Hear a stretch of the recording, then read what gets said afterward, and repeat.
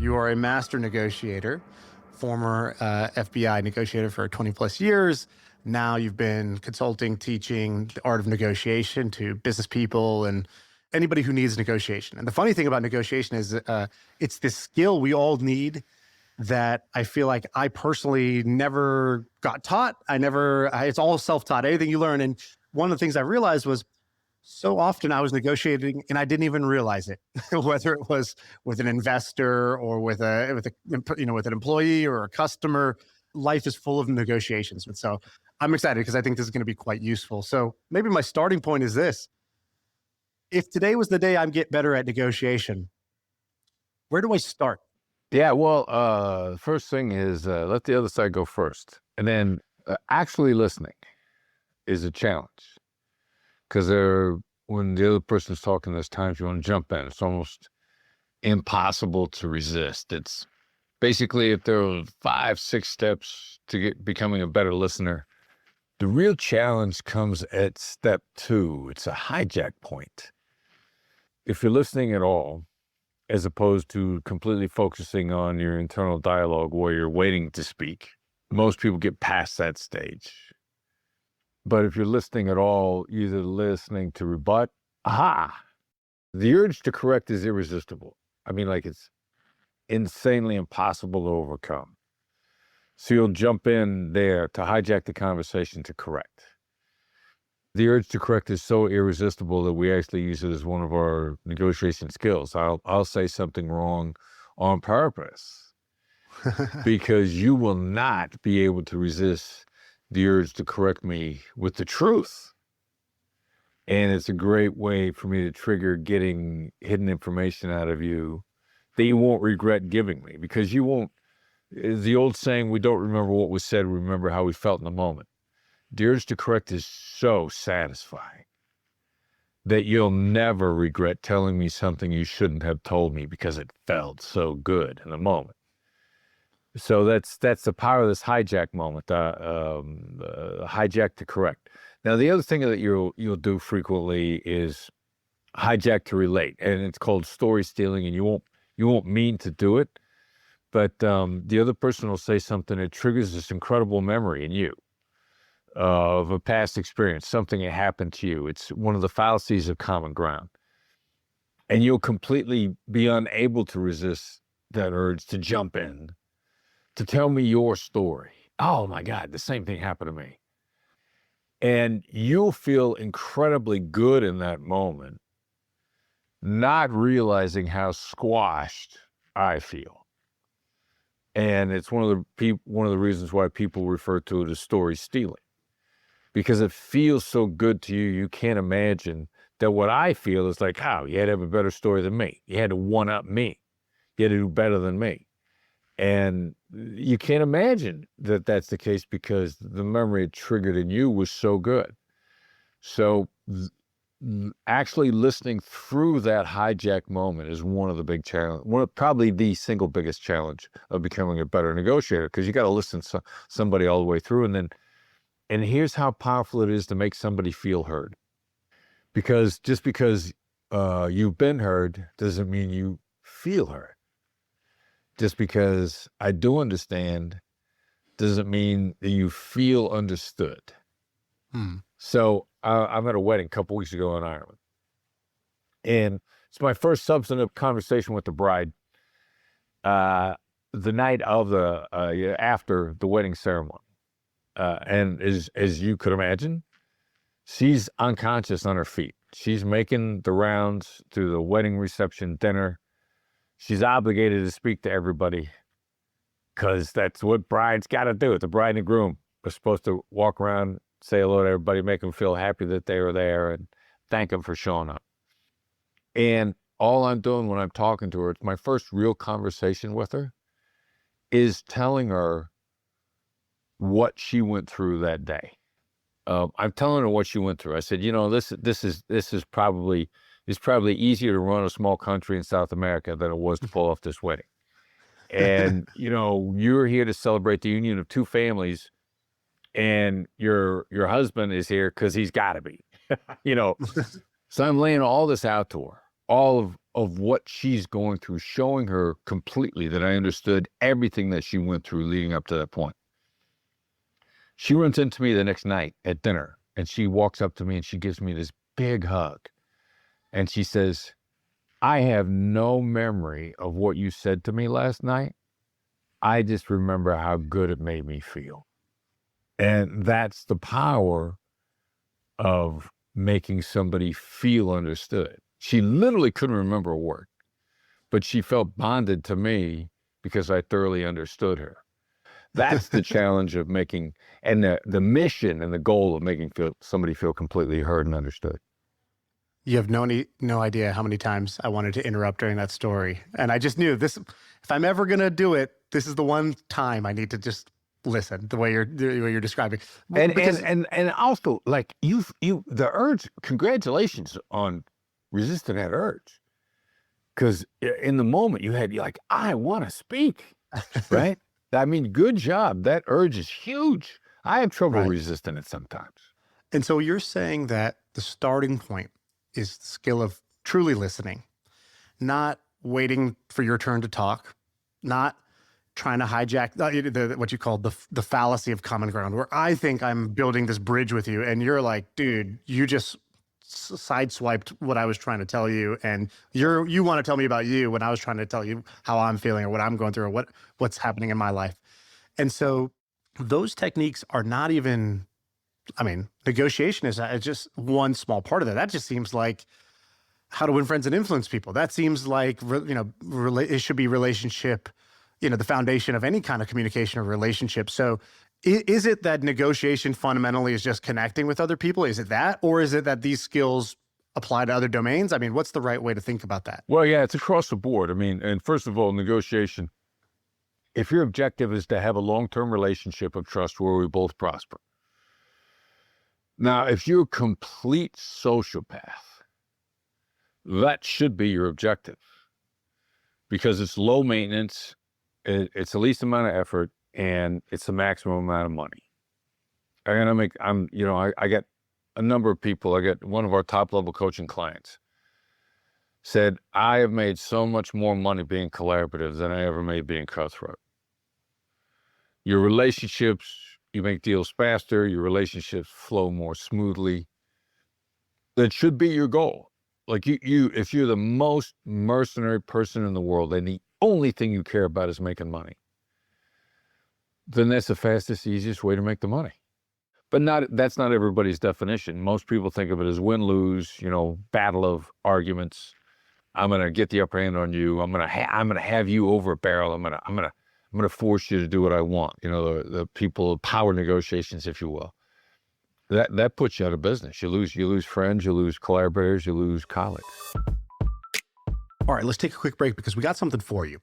About the best negotiator, I think of somebody who's either very powerful, maybe slightly even intimidating, or they're just very charismatic. They're able to sort of manipulate, win the other side over. And I definitely default to a win-lose dynamic. I'm trying to get as much as I can, and they're trying to get as much as they can, and let's see who wins this negotiation. Whether I'm buying a car, I'm going and getting a Nintendo off of Craigslist or whatever it is. That's the default for me. And so how did you do relationships if you're, maybe this just doesn't apply, but if you're a hostage negotiator, are you trying to have a relationship with these people? There's somebody you've never known and they're clearly, off their rocker if they're taking hostages. Let's not put them in the off the rocker category. Let's make that simpler to start with. Okay, let's say it's not the first person I would think of when I say I want a long-term relationship with this person. And so can you tell me a story about maybe, I don't know, your first high stakes hostage negotiation and how you approached it, and I guess what the mindset is there? Well, I learned three things, I suppose. To start with, I learned the application of empathy from a crisis hotline, and what we now refer to as tactical empathy. But just demonstrating understanding, not understanding, but demonstrating understanding in a way that the other side feels heard and draws them into telling you more, removes you as a threat. First move in a negotiation is to remove yourself as a threat, because why would they make a great deal with you if you're a threat? Why would they might make a deal with you if you're a threat, but they're not going to make a great deal with you.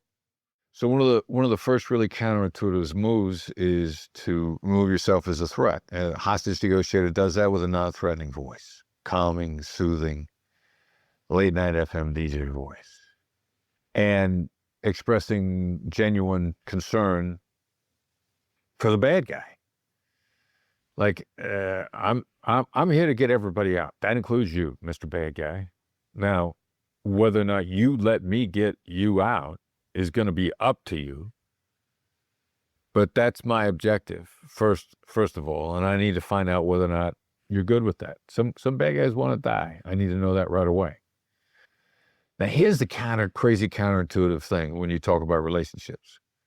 Hostage negotiators have repeat customers. So I may not see you again, but if I get you out alive, another negotiator is going to.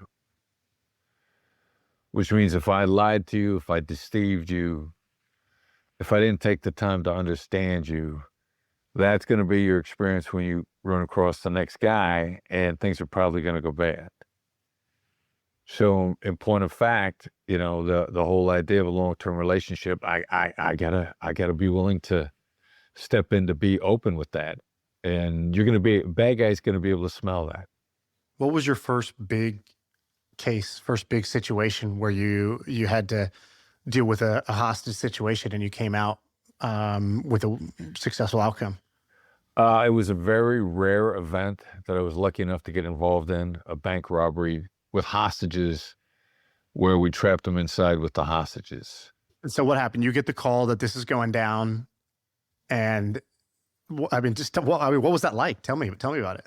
So we didn't get the call. We became aware of it and we just went, which is a philosophy that I live by, which is called run to trouble. Hmm. It's amazingly liberating if your philosophy is run to trouble. And so we ran to trouble.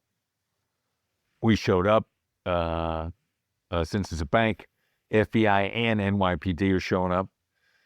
The negotiation teams on both sides knew each other really well. We had a great relationship. We had a bank robbery task force in New York at the time. So the PD and the Bureau were already aligned on the criminal prosecution.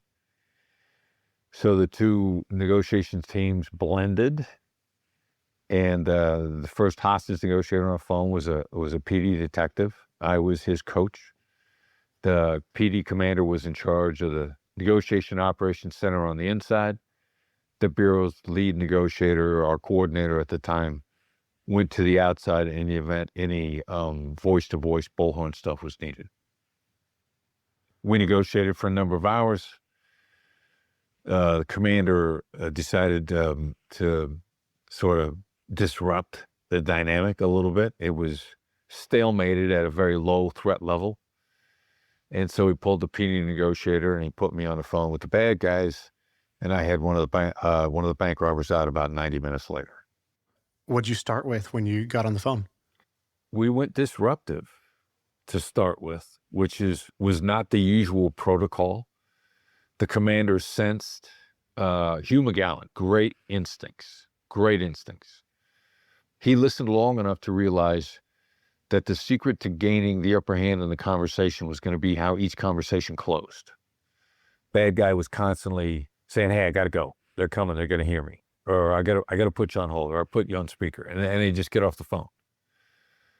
So he said, no matter what happens, you extend every call, you end every call. He tries to get off the phone. I don't care what you got to do. You keep him on the phone 5, 7, 10 seconds longer than you end the call. We're going to take control of this by taking control of the end.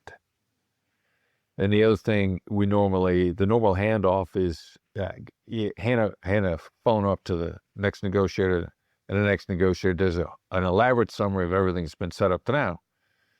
Because what you anticipate is a bad guy saying like, "Oh, Chris, who's this Chris guy? Does he even know what the hell's going on?"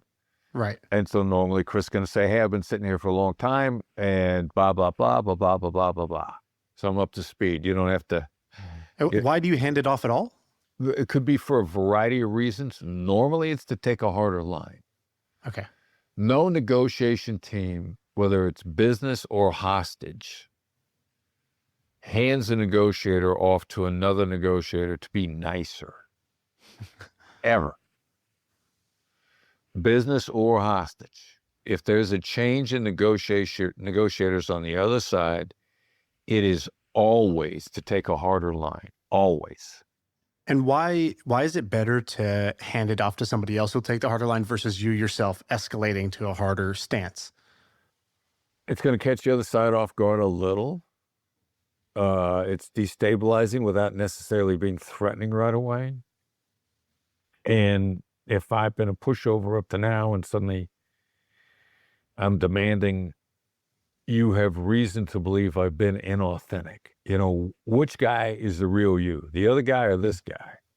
Right. So there's an authenticity issue involved. And so how did you get them out? You said 90 minutes later, you got hostages out. What resolved it, or what was the breakthrough point, the inflection point for that one? Well, I threw the first guy was highly manipulative negotiator. In hindsight, I now refer to him as the great corporate CEO negotiator. A great corporate CEO, if you're in negotiations with him, it'll be like, oh my God, my board's going to fire me if I make a bad deal. I mean, my board is going to kill me if I agree to that. Blaming people that are not in the room, Right. so that guy doesn't get cornered, diminishing his influence at the table. Because if he does that, that's the dude that's calling all the shots. He's just smart enough to not get cornered at the table. He's always going to blame somebody outside the room. So the first bank robber at Chase was telling us how dangerous his colleagues were. And he kept saying, like, these guys are crazy. Like, I'm scared of them. When he was calling all the shots. So I took a harder line with him. I was taking away his comfort level and being more confrontational without being aggressive. He gets rattled. And while he's trying to figure out what to do, hands the phone off to the other bank robber on the inside, who does not like how this is going down. It was not part of his plan to be stuck in a bank surrounded by snipers with 50 caliber guns that might, put a gaping hole in his forehead, which he would no longer could wear his favorite hat if that happened. Like, he's scared to death about getting out of there. And so I start in with them, and I've still got the late night FM DJ voice, which is calming and soothing to him.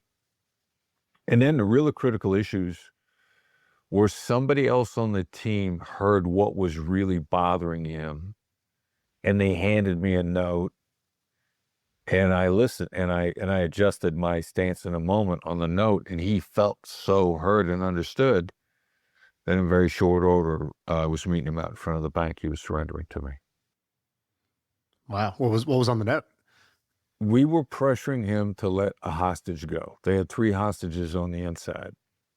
Shocking that the hostage negotiators would be trying to get the bad guys to let a hostage go. And the note to me said, ask him if he wants to come out. And in a blink of an eye, I switched from asking him about the hostages and letting one go to saying, do you want to come out? And his response to me was, I don't know how I do it, which is a great big giant yes. Just right. Tell me how. Get me out of here. I want out. And when we had him on that thread, then I completely focused on the consequences that he was looking at, how he was going to get out of there. He was most concerned about what was going to happen to him in the instant he stepped out the door. And as soon as I got enough reassurance, I almost had this guy out. And then I got another note, as it turned out, from the same negotiator.